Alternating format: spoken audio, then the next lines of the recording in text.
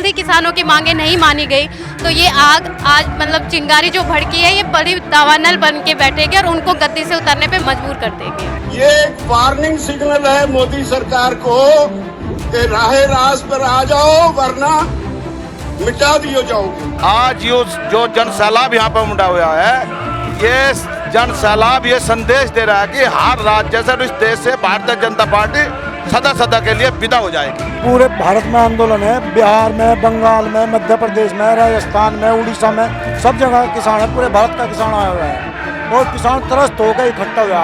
पहले भी नारे लगते थे जब के साथ थे अल्लाहू अकबर,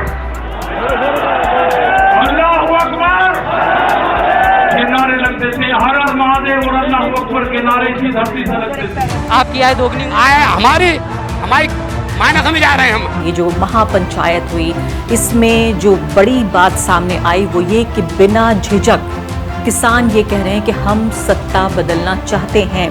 तो किसानों की मजदूरों की जो एकता है वो दिखाना चाह रही है कि ये कितनी निकम्मी सरकारें सत्ता में बैठी हुई हैं और इनका जब तक विरोध नहीं होगा मजदूर किसान तब तक लड़ता रहेगा और एक न एक दिन सरकारों को झुकना पड़ेगा। ये देख लो मीडिया के साथियों, ये देख लो दरबारी और सरकारी लोगों जो कह रहे थे ये आंदोलन ढीला पड़ गया। अरे ये ग्राउंड ही छोटा नहीं पड़ गया, मुजफ्फरपुर शहर छोटा पड़ गया इस रैली के लिए आज तो।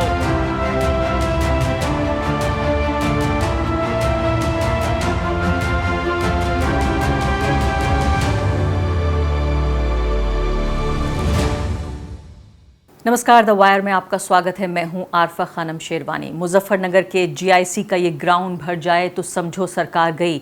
ये आज की बात नहीं है, दशकों से ये बात मुजफ्फरनगर में कही जाती है और ये बात मंच से कही गई जहां किसानों की इतनी बड़ी रैली हुई कि सिर्फ सर और सर उनका सैलाब नजर आ रहा था।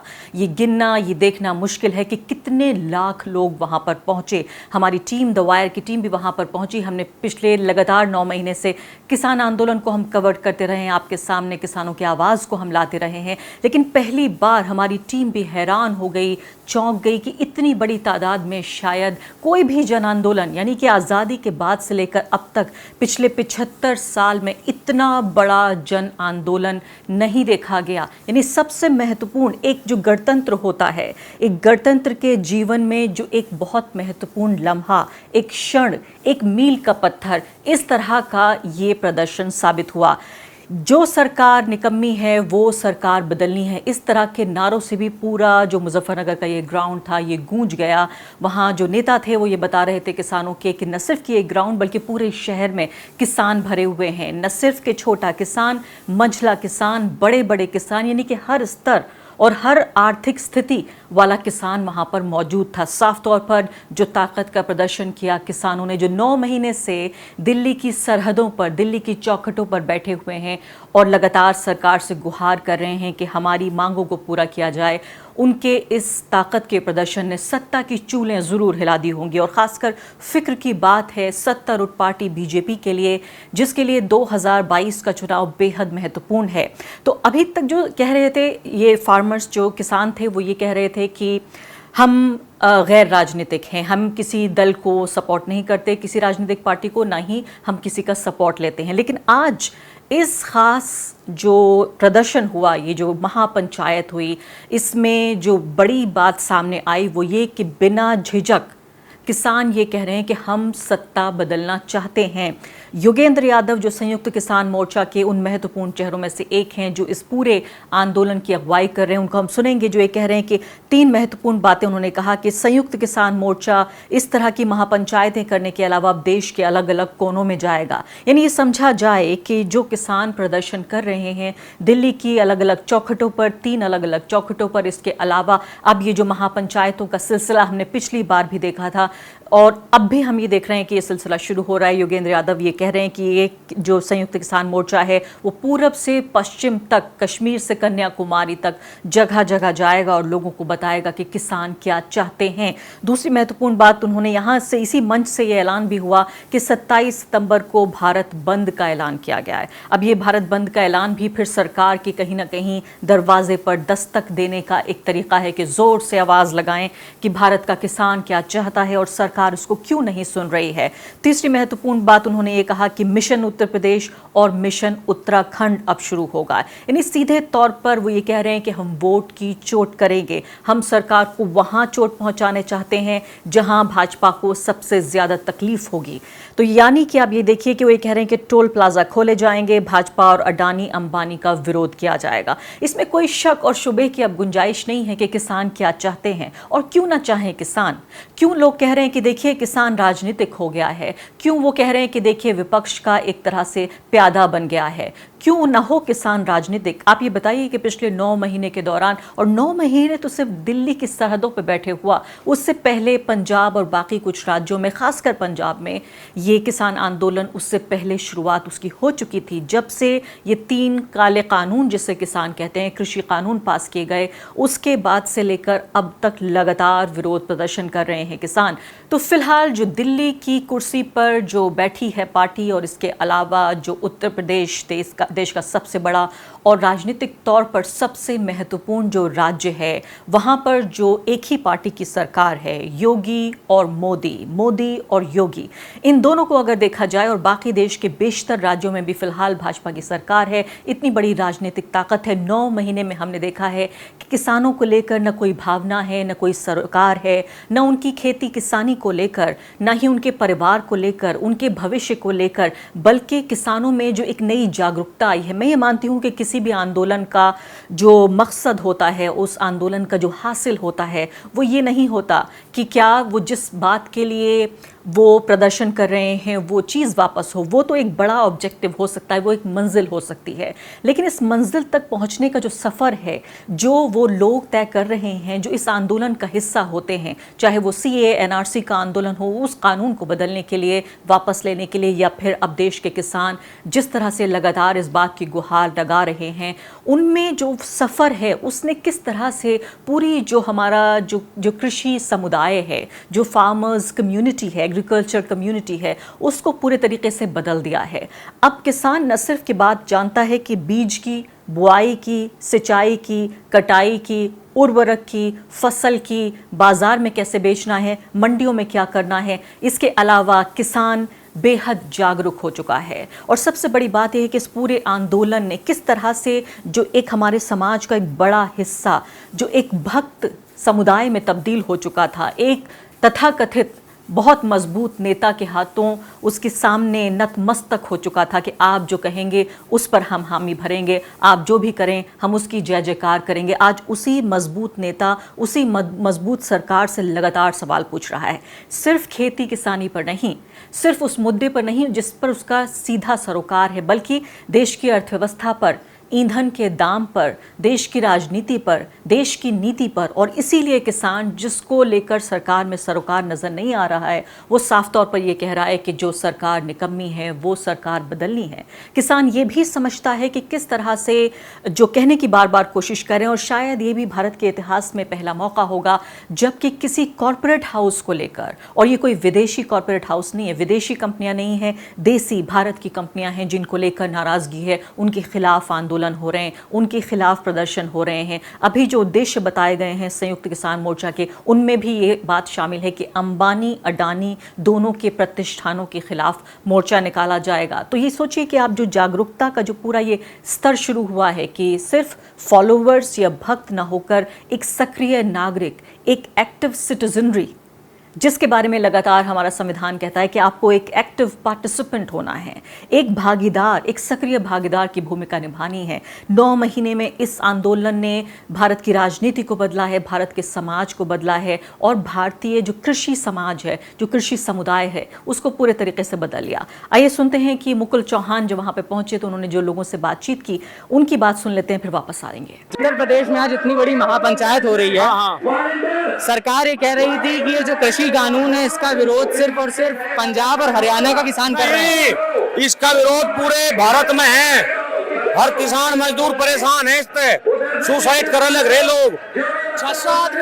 सरकार किसान बिल नहीं देता, उस पर ब्याज लगा जा रहा, किसान का पैसा टाइम पे नहीं आ रहा, किसान बैंक से पैसा ले उसका ब्याज दे रहा, किसान हर जगह मारा जा रहा, सुसाइड कर रहे किसान लोग। जितने भी यहाँ लोग आए हुए हैं वे सब इस किसान से, भारतीय जनता पार्टी से जो सरकार चल रही केंद्र में प्रदेश में, सब इससे तंग आकर यहाँ आए हुए हैं। अगर वे इससे तंग ना आए होते तो वे यहाँ क्यों आते। एक्चुअल में जो सरकार है वो पूंजीपति वर्ग की सरकार है। नरेंद्र मोदी हो या दूसरी पार्टियां हो, वो सारी उनके क्लर्क हैं। यह बात जनता को साफ तौर पे समझ आ रही है। और यहाँ हमें अभी थोड़ी देर मंच से ऐलान भी हुआ है, जो संयुक्त मोर्चा ने किया है कि हमें जो हमला बोलना है वो अडानी की प्रॉपर्टीज पे हमला बोलना है, उनको निशाने पर लेना है। तो यह बात साफ तौर पे लोगों को समझ में आई है। यह हम कहेंगे बहुत बड़ी उपलब्धि है आज के इस किसान आंदोलन की। और जब आप अपने साथ इतना बड़ा जनसैलाब देखते हैं, आपको दिखता है कि किसान कम्युनिटी, जो किसान परिवार है, वो आज एकजुट होकर के यहाँ आया है और इतनी भारी संख्या में आया है। ये फीलिंग किस तरीके की है? ये किस तरह का फीलिंग है? सरकार को चेताया जा रहा और इसमें फीलिंग है, हमारी मांग मान लो। हमें जो आपको हम ये कह रहे तो आप ये कह रहे कि ये माइक आप ले लो। मैं कह रहा नहीं साहब, मुझे नहीं चाहता। तो क्यों दो हमें कोई चीज़? जब हम लोग कह रहे हैं हमारे पास काले कानून ना तो ये 3 कानून बंद कर दो। जैसे चल रहा था ऐसे चला। एसएमपी पर रेट बढ़ा दो, एसएमपी की गारंटी दे दो, बस किसान खुश और तुम भी खुश। राकेश टिकैत ने भरे मंच से नारा लगाया, हर हर महादेव अल्लाहु अकबर। उन्होंने कहा अल्लाहु अकबर, जनता ने कहा हर हर महादेव। उन्होंने कहा हर हर महादेव, जनता ने कहा अल्लाहु अकबर। इस तरह के नारों से गूंज उठा और ये कोई मामूली बात नहीं है। खासकर जिस भौगोलिक जगह पर हम ये बात कर रहे हैं, जो जोग्राफिकल लोकेशन है मुजफ्फरनगर की, ये वही मुजफ्फरनगर है पश्चिमी उत्तर प्रदेश का, जहाँ पर सांप्रदायिकता का नंगा नाच हुआ। उन्हीं मुजफ्फरनगर की खूनी गलियों से निकलकर वो किसान आज इस रैली में पहुंचे और इतनी उन्होंने हिम्मत दिखाई कि वो इस तरह का भाईचारे का नारा लगा सकते हैं। वो अलग बात है कि जो दरबारी सरकारी मीडिया है इस नारे को भी बदनाम करने की कोशिश कर रहा है कि किस तरह से अल्लाहु अकबर के नारे लग रहे हैं बिना ये बताए हुए कि हर हर महादेव की बात भी हो रही है। तो आप ये देखिए कि किस तरह से खौफ बताने की, खौफ फैलाने की जो पूरी कोशिश है। तो सबसे महत्वपूर्ण बात यह है कि राजनीतिक तौर पर जो धार्मिक ध्रुवीकरण देखा गया 2013 से लेकर और अब 2021 तक, एक मील का पत्थर कहीं ना कहीं एक जो सामाजिक सौहार्द है उसको बनाने में भी यहाँ पर एक मील का पत्थर साबित हो रहा है। जैसे मैंने कहा कि एक आंदोलन के अलग अलग नतीजे अलग अलग हासिल होते हैं, जिनको शायद समाजशास्त्री हो, मेरे जैसे पत्रकार जो कि राजनीतिक विज्ञान के छात्र भी हैं, वो ये समझने की कोशिश करते हैं कि एक आंदोलन कितने अलग अलग मुहानों पर हमारे समाज, हमारी राजनीति को बदलता है। तो आप ये देखिए कि मैंने आपको बताया कि कैसे मुजफ्फरनगर में 2013 के दंगों के बाद जहां एक दूसरे के प्रति पड़ोसी के खिलाफ हो गया, वहां किस कदर महिलाओं के साथ ज्यादती हुई, कितना खून खराबा हुआ और उस धार्मिक ध्रुवीकरण का सीधा फायदा भाजपा को मिलता हुआ नजर आया 2014 के चुनाव में। इसके अलावा उत्तर प्रदेश में 2017 में भी देखा गया। तो 2014 और 2019 न सिर्फ एक बार बल्कि 2 बार भाजपा को सत्ता में लाने का काम किया। एक बड़ा चंक जो है वोटों का ये पश्चिमी उत्तर प्रदेश से मिला। तो क्या अब भाजपा के लोग, भाजपा के जो रणनीतिकार हैं वो परेशान हो रहे हैं कि जिस सांप्रदायिक ध्रुवीकरण को ज़मीन बनाकर, जहां पर जिस ज़मीन पर सबसे बड़ी जो पहली रैलियां की थी, उन पहली रैलियों में नरेंद्र मोदी ने इस जगह को भी शामिल किया था। तो जिस धार्मिक ध्रुवीकरण का फ़ायदा उठाकर बहुत सारे अन्य वजहों के अलावा ये भी एक बड़ी वजह थी, वो 2014, 2019, इसके अलावा 2017 में उत्तर प्रदेश में भी सरकार में आई, सत्ता में आई। क्या अब उसकी चूलें हिल रही हैं? अब से कुछ ही महीनों बाद उत्तर प्रदेश में चुनाव होना है। किसान अपनी ताकत भी समझ गया है, किसान को पहले से ज़्यादा ज्ञान भी है, किसान पहले से ज़्यादा राजनीति समझता है, अर्थशास्त्र समझता है, समाजशास्त्र समझता है। इस पूरे आंदोलन ने इतने बड़े बड़े नेता, मैं सिर्फ राकेश टिकैत का जिक्र नहीं करना चाहती हूँ, इसके अलावा उससे पहले उनके पिता महेंद्र सिंह टिकैत भी थे। इसके अलावा हमने देखा चौधरी चरण सिंह। तो ये तो पूरी धरती रही है वो, जहाँ से बड़े बड़े नेता उभर कर सामने आए हैं। वो नेता जिनकी जो बार्गेनिंग पावर थी वो इतनी मजबूत थी कि उनसे बिना बात किए, उनसे बिना उनके सरोकारों को शामिल किए हुए कोई भी पॉलिटिकल पार्टी ये रिस्क नहीं उठा सकती थी कि वो चुनाव में चली जाए। लेकिन बदकिस्मती की बात यह है कि हर अलग अलग कम्युनिटी में, चाहे वो स्टूडेंट कम्युनिटी हो, चाहे वो किसान कम्युनिटी हो या कारोबारियों की कम्युनिटी हो, हर जगह पर धार्मिक और जातीय और ख़ासकर धार्मिक ध्रुवीकरण जो पिछले 7 साल में देखने को मिला। और शायद इसीलिए भाजपा ये कहती है कि एक बड़ी चुनावी जो मशीनरी बन गई है। कुछ लोग कहते हैं, मजाक में कहते होंगे शायद, कि ऐसा नहीं है कि भारत में ही सरकार बना सकती है भाजपा। उसकी चुनावी मशीनरी इतनी वेल ऑयल्ड है कि वो अफ्रीका में भी सरकार बना सकती है। तो सबसे बड़े महत्वपूर्ण जो सवाल उठ रहे हैं अब इस महापंचायत के बाद, कि क्या ये सिर्फ एक ताकत का प्रदर्शन था कि आप इतनी बड़ी तादाद में यहाँ पर लोगों को ले आए और ये देखिए कि पॉलिटिकल पार्टी को बताने के लिए कि हमारी इतनी ताकत है।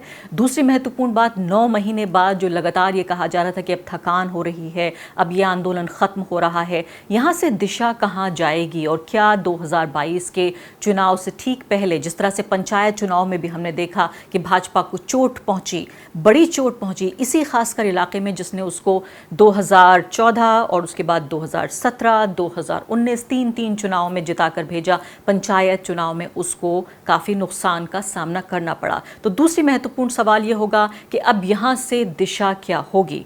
तीसरी महत्वपूर्ण बात यह है कि क्या धर्म और जाति की जो हमारी जो लाइन है, फॉल्ट लाइंस हैं, क्या उन पर फिर बटेंगे किसान? क्या फिर से कोई एक सांप्रदायिक बात कही जाएगी और किसान ये भूल जाएगा कि वो किसान है? क्या वो भूल जाएगा कि उसका और बाकी जो दूसरे धर्मों के यानी हिंदू और मुसलमान किसान बन जाएगा, जाट और ब्राह्मण किसान बन जाएगा? क्या इस तरह से हमें देखने को मिलेगा? तो ये 2-3 बहुत महत्वपूर्ण सवाल हैं जो कि किसान आंदोलन के सामने इस खासकर जो ताकत का प्रदर्शन हुआ है उसके बाद लगातार हमारे सामने नजर आ रहे हैं। तो जिस तरह की फिक्र जो सामने नज़र आ रही है किसानों की, जो इस पूरे मंच से साफ तौर पर देखने को मिला, वो ये था कि हम किसान बने रहना चाहते हैं। हमें हमारा जो कारोबार है, हमारा जो पेशा है, हमारी जो रोज़ी रोटी है, उसको हमें बरकरार हम रखना चाहते हैं। हम मज़दूर नहीं बनना चाहते। हम ऐसा नहीं कि गाँव में अपनी ज़मीनें बेचकर हम आकर किसी मॉल के बाहर गार्ड बन जाएं, किसी प्राइवेट सिक्योरिटी गार्ड बन जाएं आपकी हमारी जो सोसाइटीज़ हैं उनके लिए, ये छोटे मोटे मजदूरी के हम काम करने लगें। तो साफ तौर पर किसान ये कह रहे हैं कि हम जो एक डिग्निफाइड प्रोफेशन है, और ख़ासकर ये भी याद दिलाना ज़रूरी है कि जब तमाम तरह की अर्थव्यवस्था में कि भारतीय अर्थव्यवस्था की तमाम जो चूलें हिल गई थीं, उस दौरान सिर्फ कृषि ही ऐसी थी जिसने भारतीय अर्थव्यवस्था को इस हद तक बचा के रखा कि इतनी तबाही नहीं हुई जितनी होनी चाहिए थी। और अब बात आ जाती है मीडिया की। आज का जो राजनीतिक परिदृश्य है, शायद मीडिया पर हम बात न करें तो ये पूरी तस्वीर मुकम्मल नहीं होगी। आपने ये देखा कि एक ख़ास एक मेन स्ट्रीम मीडिया चैनल है, उनके एंकर को वहाँ से हटा दिया गया या भगा दिया गया इस पूरे किसान जो महापंचायत हो रही थी उससे। और उसके अलावा दूसरी भी आपने क्लिप देखी जहाँ एक लाइव ब्रॉडकास्ट में किसान घुसकर और जो नैरेटिव बताने की वो कोशिश कर रहा था, वो रिपोर्टर उससे कहा कि नहीं, आप गलत बोल रहे हैं, आप झूठ बोल रहे हैं, ये सही नहीं है। यहाँ पर किसान जो कृषि कानून है उनको लेकर चर्चा हो रही है।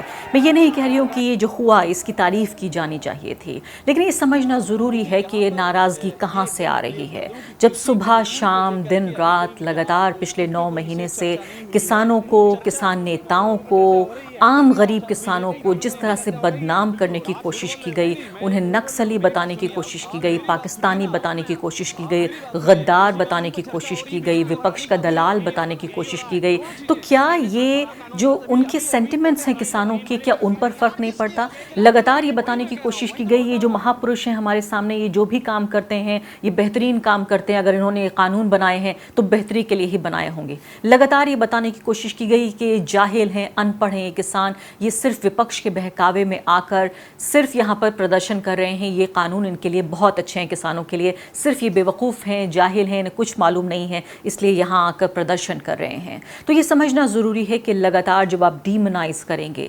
डीह्यूमनाइज़ करेंगे एक समुदाय को, एक कम्युनिटी को, तो जाहिर है उसके तौर पर एक जवाब के तौर पर आपको इस तरह के भी हालात देखने पड़ सकते हैं। मैं फिर से कहूँगी कि पत्रकार बरादरी का एक सदस्य होने के नाते मैं इस बात को अप्रिशिएट नहीं करती, मैं इसकी तारीफ़ नहीं करती, मैं इसमें हौसला अफजाई करने की भी कोशिश नहीं करूँगी कि इस तरह का सलूक होना चाहिए पत्रकारों के साथ।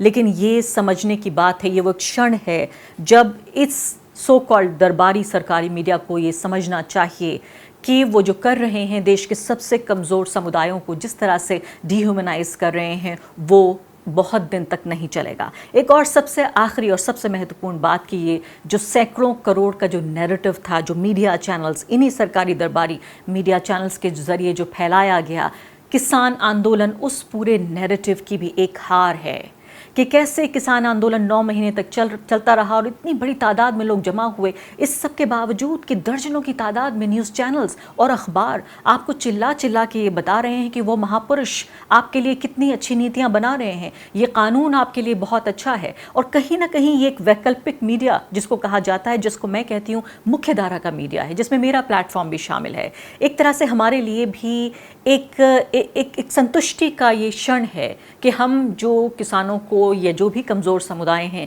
उनको एजुकेट करने का काम कर रहे हैं, उनके अधिकारों और क्या उनकी लोकतंत्र में जगह होनी चाहिए, या अगर कोई कानून उनके लिए ख़राब है तो उनको सीधे तौर पर सूचना के ज़रिए सशक्त करने का हम काम कर रहे हैं। वो हमारा जो मैसेज है, हमारा संदेश है, उस सैकड़ों हज़ारों करोड़ के जो मीडिया में लगाया जा रहा है पैसा सरकार के ज़रिए, भाजपा के ज़रिए, उस सब के बावजूद अगर वैकल्पिक मीडिया के ज़रिए ये संदेश कमज़ोर तबकों और ख़ासकर किसान समुदाय तक पहुंच रहा है, कहीं ना कहीं ये वैकल्पिक मीडिया की और ख़ासकर जो आम किसान, भारत का जो आम नागरिक है, अगर वो अपने अधिकार समझ गया है तो ये भारतीय समाज और भारतीय संविधान की भी जीत है। द वायर के और वीडियोस देखने के लिए सब्सक्राइब करें और बेल आइकन पर क्लिक करें। स्वतंत्र पत्रकारिता की आर्थिक मदद करने के लिए डिस्क्रिप्शन में दिए गए लिंक पर जाएं और अपनी राशि चुनें।